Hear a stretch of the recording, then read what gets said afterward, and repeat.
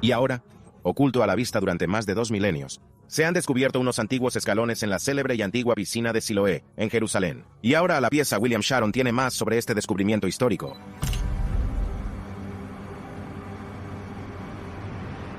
El lugar y el acontecimiento recogidos en el Evangelio de Juan, para registrar el acontecimiento de Jesús curando a un ciego. Jerusalén, una ciudad cargada de historia, fe y misterio, desde los tiempos bíblicos del rey David hasta la crucifixión de Jesucristo, y desde la primera cruzada hasta la Guerra de los 6 días. Desde el final de la Guerra de Independencia israelí en 1948, los israelíes y los árabes no habían dejado de empujarse mutuamente. El pasado de Jerusalén está marcado por un punto álgido de innumerables acontecimientos históricos. Pero ¿qué ocurre cuando esta ciudad sagrada se convierte en el epicentro de un aterrador incidente que conmociona a la comunidad cristiana? Acompáñenos en esta emocionante aventura mientras desvelamos aterradores incidentes ocurridos en Jerusalén que asustan a todos los cristianos. Eje de la historia.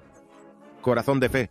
Jerusalén se erige como centro neurálgico de la religión y la historia, que atrae a personas de todos los rincones del planeta. Es un lugar de profundo significado para los judíos, musulmanes y cristianos por igual. Más de un tercio de la población mundial lo considera sagrado. Para los cristianos, la ciudad ocupa un lugar especial en su fe, porque es donde Jesús vivió momentos cruciales como su última cena, arresto, juicio, crucifixión, bajera, resurrección y ascensión.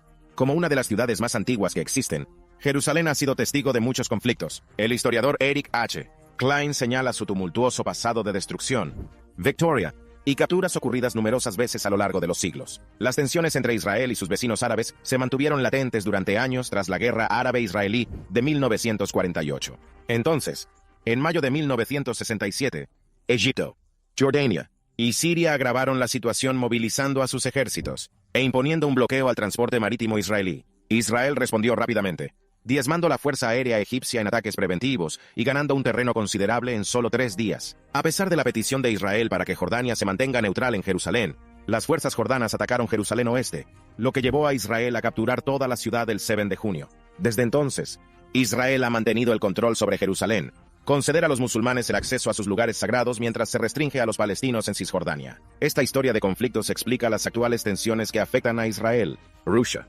Turquía y otras naciones. Todavía, en medio de la lucha, los descubrimientos de las antiguas maravillas de Jerusalén siguen su curso. Hace poco, incluso los ateos se han topado con profundos misterios en esta antigua ciudad, como la revelación del estanque de Siloé, que cambió vidas, y otros lugares mencionados en las Sagradas Escrituras. Legado de la piscina de Siloé. Durante el periodo del Segundo Templo, la piscina de Siloé era un gran negocio en el barrio de Arra, en Jerusalén, también conocida como la Ciudad Baja. Estaba situada en el punto más bajo de la Jerusalén histórica, a unos 625 metros sobre el nivel del mar.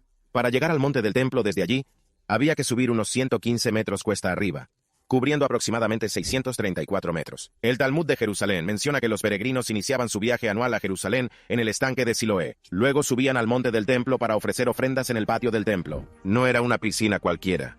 Los peregrinos lo utilizaban para una limpieza ritual antes de dirigirse al templo. Considérelo una parada espiritual antes de llegar al lugar sagrado. El rey Ezequías desempeñó un papel crucial en la creación de la piscina de Siloé durante su reinado, para salvaguardar el agua del manantial de los enemigos. La piscina fue ingeniosamente abastecida por un nuevo túnel de Siloé, sustituyendo un antiguo túnel cananeo que era susceptible de sufrir ataques. Ezequías tomó medidas decisivas cuando el rey asirio Senaquerib supuso una amenaza. La antigua salida del manantial de Gihón fue sellada, y el túnel de Siloé ocupó su lugar. Esta historia se encuentra en el capítulo 24 de las 2 Crónicas. La piscina sufrió cambios significativos en torno al reinado de Alejandro Geneas, de 103 a 76 a.C.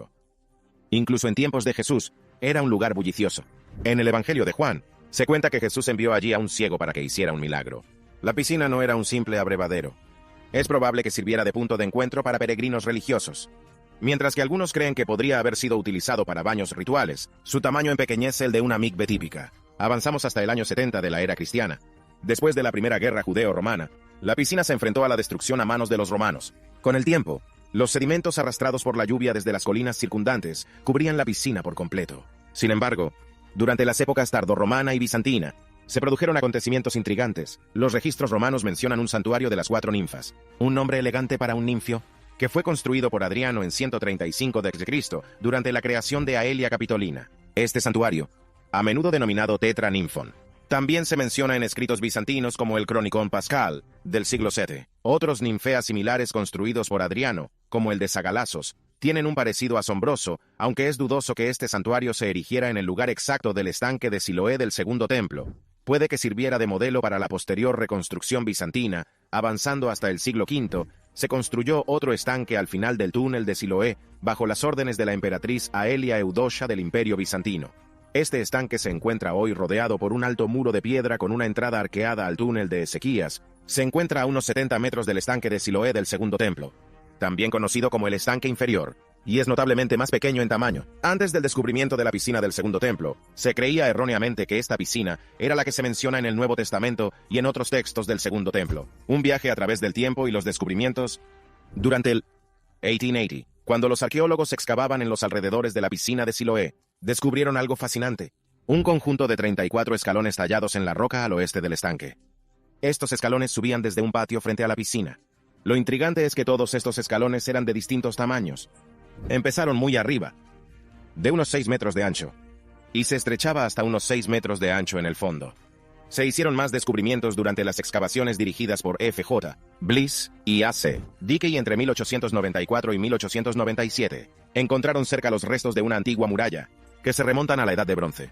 Este muro estaba cerca de lo que se conocía como la piscina inferior, o Burkat al-Hamra. En esta piscina inferior, se utilizaba algo llamado azud para elevar el nivel del agua río arriba, o controlar la cantidad de agua que fluía. Otro investigador, Conrad Schick, estudió un acueducto parcialmente tallado conectado al sistema de agua de Siloé. Su trabajo sugirió que el estanque inferior Birket al-Hamra podría haber recibido agua directamente de la fuente de la Virgen, también conocida como el manantial de Gijón. En algún momento de la historia, esta conexión podría haber ocurrido antes de que el túnel de Siloam se completó en el otoño de 24 trabajadores de la Fundación I.R. David tropezó con el redescubrimiento de la piscina mientras excavaba para una alcantarilla a la orientación de los arqueólogos Eli Shukron y Ori Orbach de la Naturaleza de Israel, y la autoridad de parques impulsó este. Junto a ellos trabajaban los arqueólogos Eli Shukran y Ronnie Reich de la Autoridad de Antigüedades de Israel. Desenterraron antiguos escalones de piedra, lo que indica que pertenecían a la piscina del período del Segundo Templo. Comenzó la excavación, confirmando su hipótesis inicial. El anuncio oficial de este importante hallazgo se hizo el 9 de agosto, 2005, que atrajo la atención de los medios de comunicación de todo el mundo. Las excavaciones posteriores revelaron que la piscina tenía unos 225 pies de ancho y escalones en al menos 3 de sus lados. Sin embargo, una parte del estanque permaneció inexplorada durante casi 20 años, debido a que el terreno era propiedad de una iglesia ortodoxa griega cercana, y se utilizaba como huerto, conocido como el Jardín del Rey. En 2023, las excavaciones dirigidas por Nashon Santon, de la Autoridad de Antigüedades de Israel, revelaron por fin esta zona intacta. La piscina no tiene una forma rectangular estricta, es más como un trapecio suave. Presenta 3 grupos de 5 pasos, con 2 que conducen a una plataforma. Antes de llegar al fondo, algunos expertos creen que estos pasos se diseñaron para adaptarse a diferentes niveles de agua. La piscina está revestida de piedra.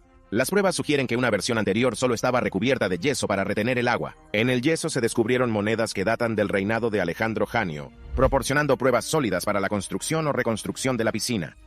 La piscina de Siloé en la fe cristiana.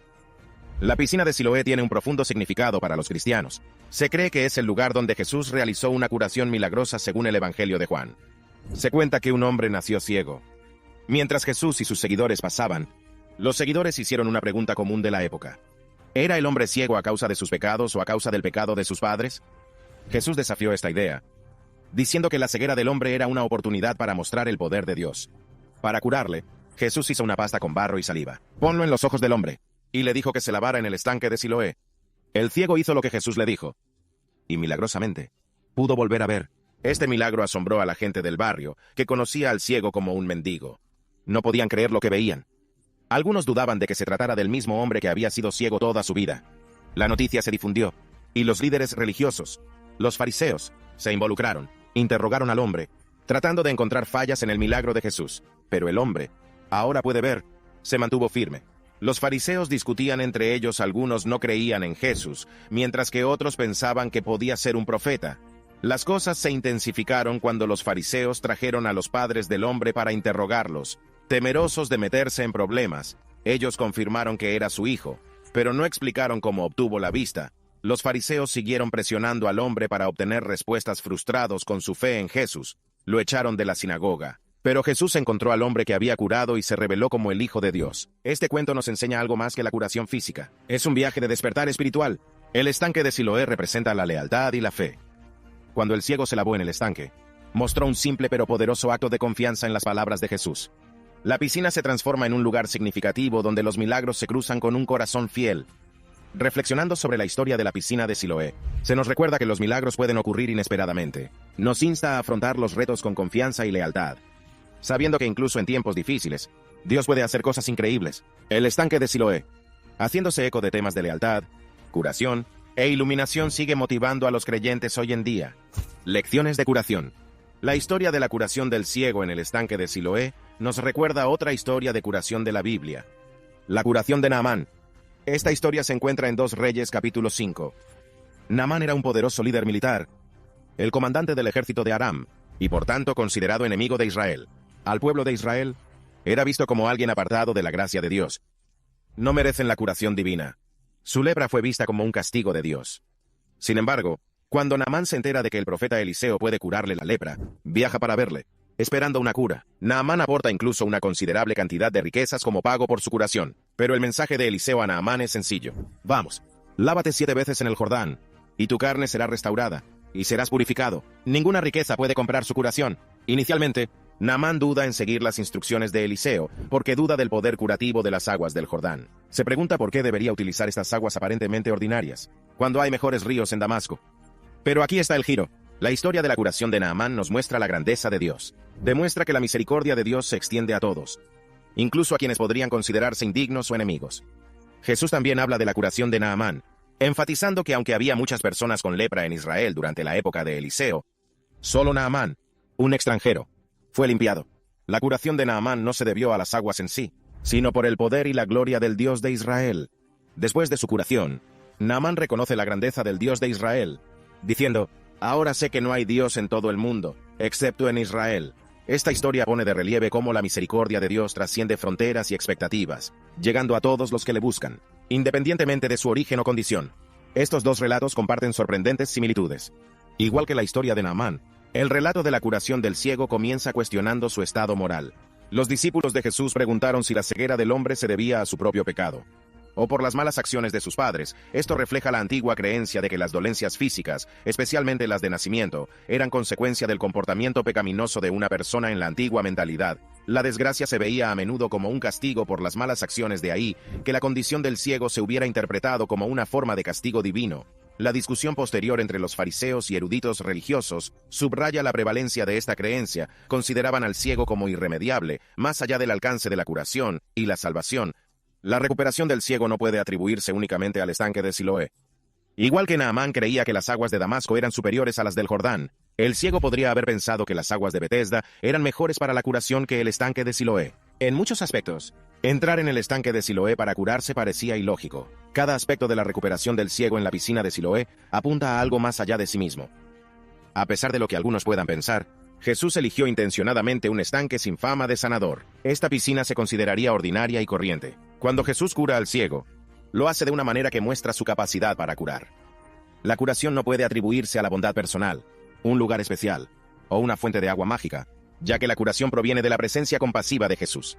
La curación que tuvo lugar en el estanque de Siloé nos enseña una valiosa lección sobre la curación en nuestra vida actual. No necesitamos necesariamente visitar lugares especiales o utilizar aguas únicas, y no tenemos que alcanzar un cierto nivel de perfección religiosa.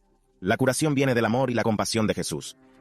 Como en los viejos tiempos, hoy en día, la curación se produce de varias maneras. Puede ser a través de un toque suave, palabras reconfortantes, o incluso una simple inmersión en agua. También se puede ver la curación a través del trabajo de los profesionales médicos, como los médicos, enfermeras e investigadores, o el uso de medicamentos. Sin embargo, al igual que las palabras de Jesús estaban detrás de la curación en el estanque de Siloé, su presencia es la fuente de toda curación.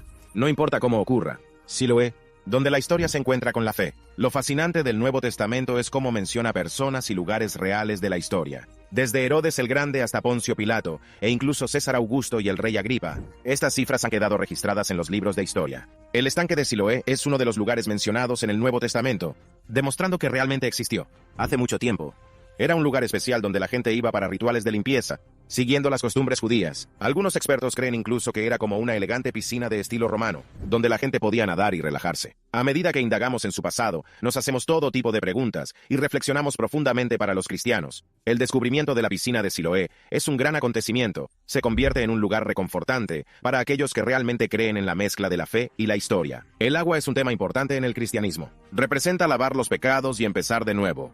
Así que, cuando hablamos del estanque de Siloé, es como hablar del bautismo, una parte clave de ser cristiano. Pero no se trata solo de historias antiguas. Encontrar esta antigua piscina hace que la Biblia parezca real para los cristianos modernos. Es como un puente entre lo que ocurrió entonces y lo que los creyentes experimentan ahora. La piscina de Siloé no es solo una reliquia polvorienta. Es un lugar al que la gente va en peregrinación. Conectar con las raíces de su fe, con vínculos a muchos cuentos bíblicos, como la curación del ciego. Esta piscina guarda algo especial en sus aguas. No se trata solo de historia. Se trata de lo más profundo, las verdades espirituales que los creyentes aprecian. Es un recordatorio de cómo la fe puede cambiar vidas, lava las dudas y los temores como lava los pecados. Para los creyentes, es como un cálido abrazo de Dios, una señal de lo lejos que han llegado. Pero no todo el mundo lo ve así. Algunas personas necesitan pruebas contundentes antes de creer en algo. Y eso está bien. 2. Tanto creyentes como escépticos pueden estar de acuerdo en una cosa. El poder de la fe es una fuerza real en este mundo, dando forma a las vidas y despertando el asombro ante los misterios de la vida. El estanque de Siloé, en Jerusalén, es un símbolo de este poder misterioso, invitando a la gente a profundizar en las formas en que los momentos espirituales pueden cambiar la vida. También hace que la gente piense en abrazar cosas que van más allá de lo que podemos ver y tocar, y cómo la fe desempeña un papel fundamental en la formación de lo que somos: país, fe y la política. En Israel, todo se mezcla a menudo con la política y la religión, especialmente en lo que se refiere a quién debe controlar la tierra. Ambas partes tienen sus razones para sentirse molestas. Los israelíes creen firmemente que tienen lazos históricos con la Tierra Santa que apoyan su pretensión de controlarla. Esta creencia se hace aún más intensa en Jerusalén, donde estas cuestiones están más concentradas. Por otro lado, algunos palestinos han tratado de borrar cualquier conexión judía con la antigua Jerusalén. Algunos incluso niegan que alguna vez hubo un templo judío en el Monte del Templo. A pesar de las abrumadoras pruebas históricas y arqueológicas, sorprendentemente, esta idea ha cobrado fuerza en los recientes debates de las Naciones Unidas.